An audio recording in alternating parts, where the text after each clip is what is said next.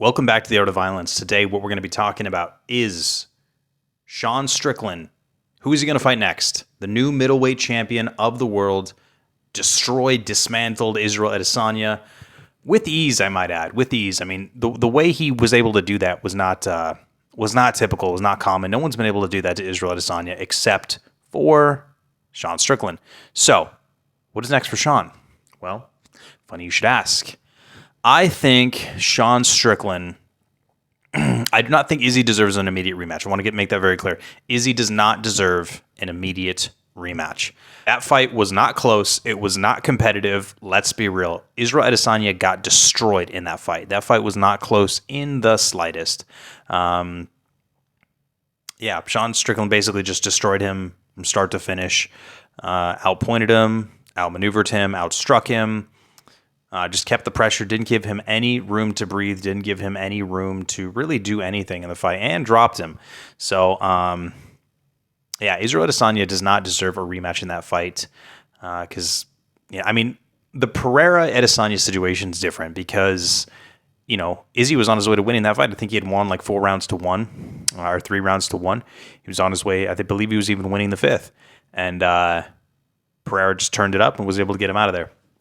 That was not the situation in this case. So let's be clear on that. I think everyone can agree Israel Adesanya does not deserve a rematch against against Sean Strickland. Who should Sean Strickland fight next? Who should he fight next? And will he be able to stay champion? These are interesting questions. I want to talk about some of them today. So I do believe that the 2 front runners should be Dricus or actually Jared Cannonier, because Jared Cannonier had a pretty close fight with Sean Strickland. A lot of people thought Sean won, and Cannonier was given the decision. So if I was Strickland, I would want to erase that right away. I think a lot of people would want to see that too, considering it was so close. I'd want to reconcile that and beat him definitively this time, maybe even put him away, which Sean can definitely do now that he's, putting power into his shots and sitting down on his punches, which he never really did before. Or after that would be Dricus. Now, which one makes more sense? Probably Dricus. I would say Dricus indubitably probably makes more sense just because of where he is. He just beat Robert Whittaker. Robert Whittaker's been, pretty much top 2 guy in the middleweight division or number 1 contender in the middleweight division for, I don't know, maybe 4 or 5 years now. He's been champion. And, ever since he got beat by Izzy, was it 3 years ago, something like that?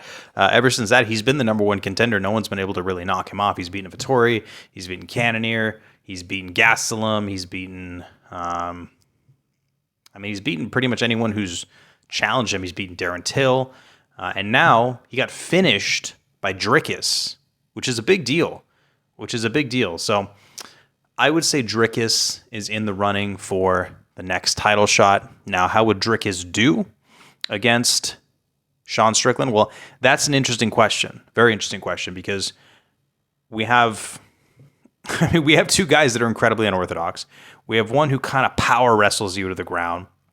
And if he can get you there, does have decent wrestling and, potentially even some decent submissions, but also heavy ground and pound, can get you there, can do some damage. Does have power, does sit down on his shots, but doesn't have the best defense. It's very unorthodox offense, likes to take one to give one, will stay in range, stay in the pocket with no footwork, no head movement, take 3 to give you 1 hard.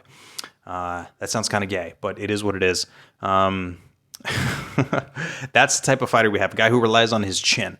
Sean Strickland, on the other hand, is pretty much a straight boxer who uses a Philly shell in MMA and makes it work. I think this is the first guy in MMA who uses the Philly shell and actually is a champion and makes it work at this high of a level.